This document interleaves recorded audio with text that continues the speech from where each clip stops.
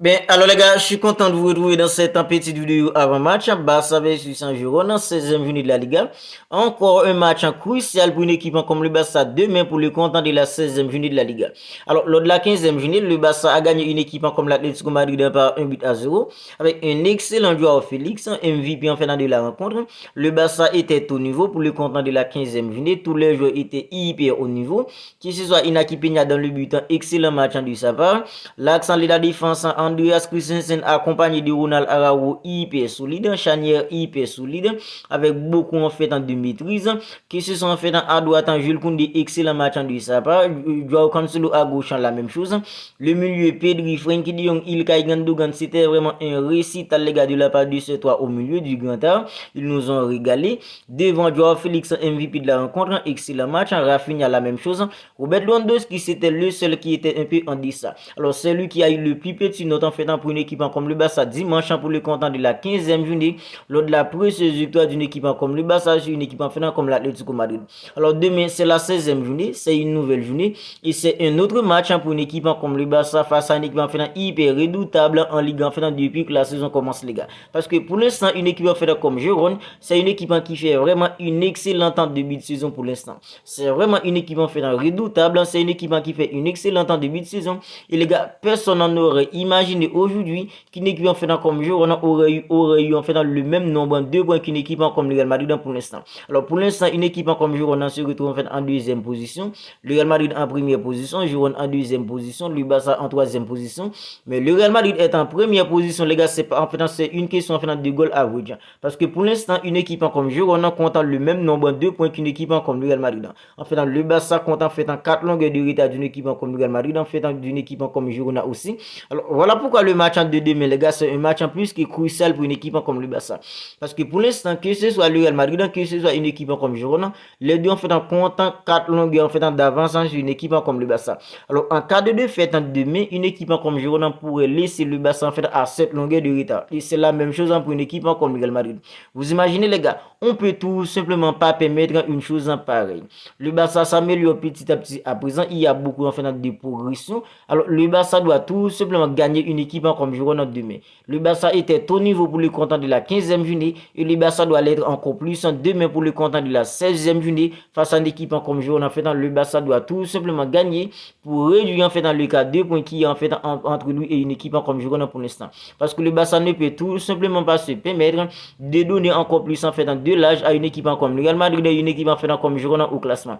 Parce que les gars, c'est vrai la Ligue en fait il reste en fait beaucoup de matchs en fait à disputer, mais les gars, la Liga c'est une chose qui peut aller en fait hyper vite.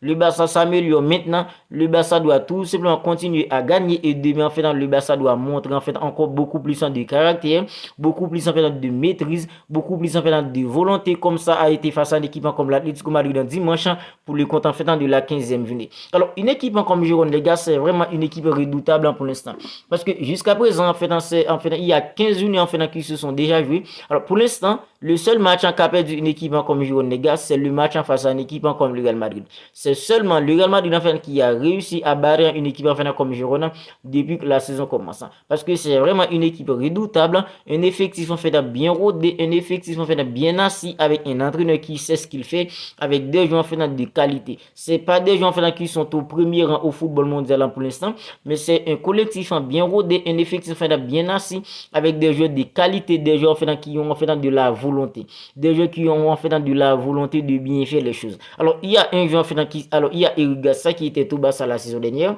Eric Garcia en fait évolué en tant que défenseur, d'ailleurs c'est défenseur en fait de métier, mais les gars, il n'a pas eu beaucoup de temps de jeu au Barça l'année dernière parce qu'avec Jules Koundé, avec Andreas Christensen, avec Ronald Araujo, c'était compliqué, mais il a tout de même gratté des minutes en fait dans l'accent de la défense d'une équipe comme le Barça demain.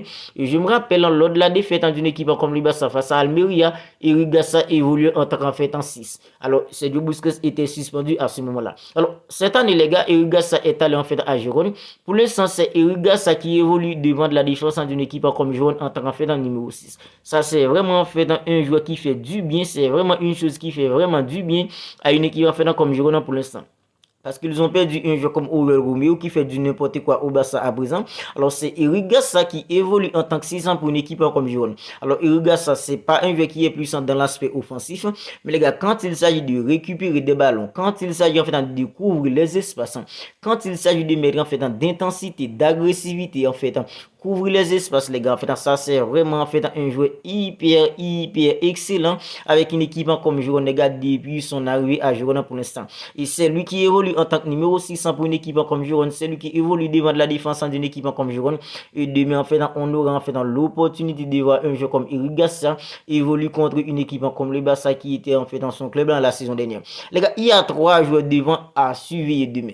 Si le Barça ne veut pas encaisser en fait en 2 buts de n'importe quelle manière, le Barça doit faire hyper attention à ces 3 joueurs les gars. Il en fait un Savio, c'est vraiment un joueur hyper dangereux. Alors ces 3 là le plus souvent, ce sont eux qui font gagner une équipe en fait comme Girona le plus souvent. Alors il y a Savio les gars, il a déjà plus que 4 buts.